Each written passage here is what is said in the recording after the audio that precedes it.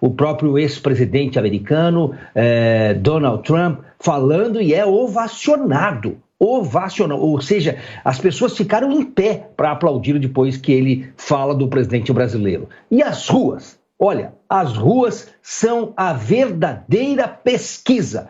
Não creia-se muito no que são publicados aí nos jornais, enfim. Creia mais naquilo que os teus olhos estão vendo do que aquilo que estão querendo falar para você. Então, acredite, porque ainda há esperança. A verdade prevalece. A gente tem que falar isso para o próprio presidente Bolsonaro, né? Que 2 dias depois de manifestações, sim, massivas nas ruas, em várias capitais do Brasil, foi obrigado a recuar e escrever, basicamente, um pedido de desculpas com a ajuda do ex-presidente Michel Temer ao seu, então, antagonista Alexandre de Moraes, que passou de canalha no 7 de setembro para jurista e professor no 9 de setembro. Por quê? Porque o presidente Bolsonaro viu que, após as manifestações, ele tinha subido tanto o tom das ameaças à democracia, ao poder judiciário, que corria o risco de um isolamento político. Recebeu recados claros do presidente da Câmara, Arthur Lira, presidente do Senado, Rodrigo Pacheco, e principalmente do presidente do Supremo Tribunal Federal, Luiz Fux. Foi obrigado a recuar por medo do impeachment e também por medo do cerco do judiciário aos seus filhos. Então, Bolsonaro está longe de ser uma figura unânime na sociedade brasileira. É claro que ele é uma força política importante, é claro que tem grande poder de organização e mobilização para levar massas às ruas, mas as pesquisas de diferentes institutos, e não cabe dizer aqui que elas são falsas porque elas não são, elas vêm de variadas fontes, inclusive do mercado financeiro, inclusive são monitoramentos feitos internamente pelos próprios partidos que mostram sim um derretimento, uma erosão da popularidade do presidente Bolsonaro. E em segundo lugar, se ovacionado por apoiadores do Trump, sendo que os dois compartilham da mesma ideologia de extrema-direita, de líderes populistas e autocratas, obviamente que já era esperado. E é o ex-presidente Trump, como vocês mesmos disseram, essa corrente política não foi vitoriosa nas últimas eleições americanas. Ela perdeu espaço, de novo, ainda representa uma forte e uma importante força política nos Estados Unidos, lógico que representa, mas não é majoritária, tanto que perdeu a eleição. Amanda, é até divertido ver assim, a tentativa de continuar plantando narrativas, sabe? Porque eu acho que algumas coisas já não se sustentam mais e não dá para você continuar falando, você e as pessoas que insistem nessa coisa de pesquisas são confiáveis. Olha os últimos resultados de pesquisas nas últimas eleições, tudo errado, nada se confirmou. A população não vai confiar nessas pesquisas, assim como não vai confiar nas urnas do Barroso. Não tem como você convencer a imensa maioria dos brasileiros que foi para as ruas, como você diz, massivamente, foi para as ruas dar um recado claro, não tem como convencer de que pesquisa é confiável quando as ruas mostram exatamente o contrário.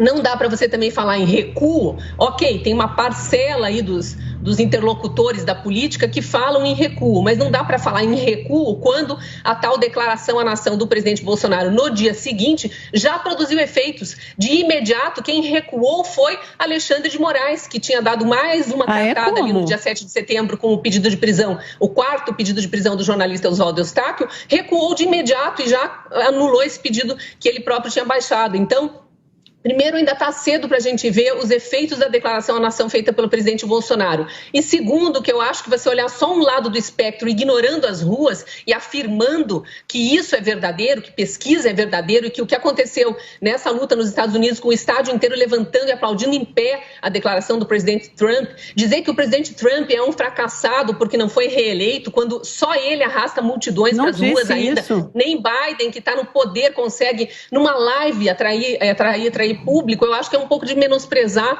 a capacidade de interpretação dos fatos do próprio cidadão, do cidadão comum que está enxergando com os próprios olhos a realidade. Cristina, acho que você confunde popularidade nas redes sociais com o resultado das urnas das eleições. São coisas totalmente diferentes. Eu não falei que o Trump era um fracassado, pelo contrário. Falei que ele é uma força política importante. Mas não foi vencedor nas urnas, da mesma forma que o presidente Bolsonaro hoje, ele enfrenta uma grande rejeição. Isso não é mensurado só pelas pesquisas, é mensurado pelo próprio presidente Bolsonaro. E, obviamente, fez um recuo. Vocês é que têm que fazer uma ginástica, uma acrobacia retórica imensa, tanto que a direita se desmobilizou, ficou que nem barata tonta nas redes sociais, logo quando saiu essa carta, essa nota, declaração à nação, normal, né? Porque não sabia de onde tinha vindo. Não, isso porque é normal, foi preciso construir uma nova narrativa para justificar o ato, obviamente, classificado como um recuo do presidente Bolsonaro, que viu que a temperatura tinha subido demais e que ele ia ficar isolado politicamente. Isso é muito óbvio.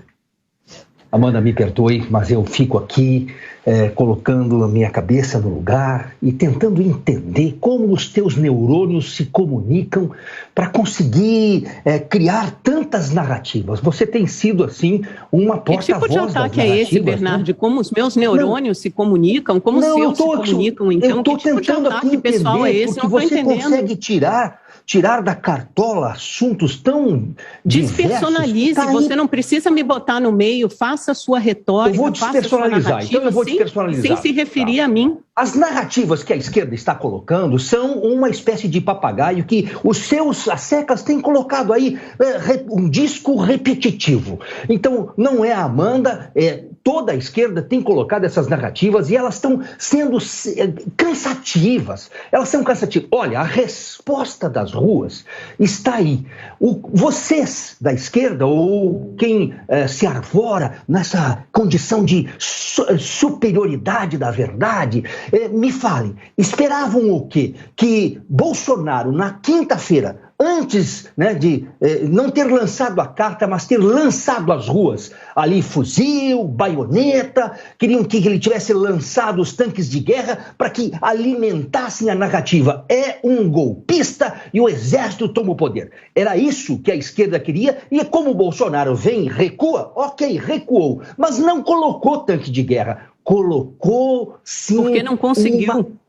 Uma visão de paz, uma visão chamando. E agora, se os outros dois poderes continuarem a fazer o que vinham fazendo, ele vai dizer, olha, essa população, esses apenas 25% que a esquerda desconsidera, bom mesmo são aqueles 100, aquela meia dúzia de gato pingado, ontem 2 pessoas numa parada de ônibus em Brasília. Mas esses 25% voltarem à rua, eu não seguro mais, porque eu segurei caminhoneiro, eu segurei essas pessoas e chamei o ex-presidente que colocou o seu queridinho lá no STF, eu chamei o ex-presidente. E agora, vamos ver.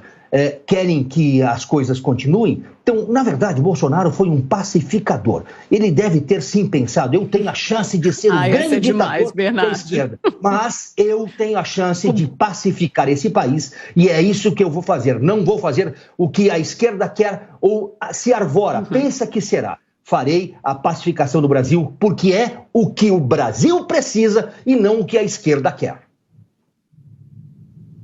Até onde vai a mente bolsonarista, é muito criativa. Agora Bolsonaro vai a pacificador. Bom, acho que todos nós vivemos no mesmo Brasil e a gente sabe que nesses primeiros quase 3 anos de governo Bolsonaro, tudo que a gente viu foi confronto e conflito. E a gente sabe que o bolsonarismo navega nas águas turbulentas e é assim que ele se movimenta, sempre construindo adversários, elegendo um inimigo. Já foram os governadores e prefeitos, já foi o presidenciável João Dória, já foi o ex-presidente da Câmara Rodrigo Maia, aí depois de formar uma base aliada é o STF, aí depois personaliza no Alexandre de Moraes, no Luiz Roberto Barroso, é cansativo. Agora, dizer que Bolsonaro é um pacificador, essa realmente passa de qualquer limite, acho que não merece nem resposta.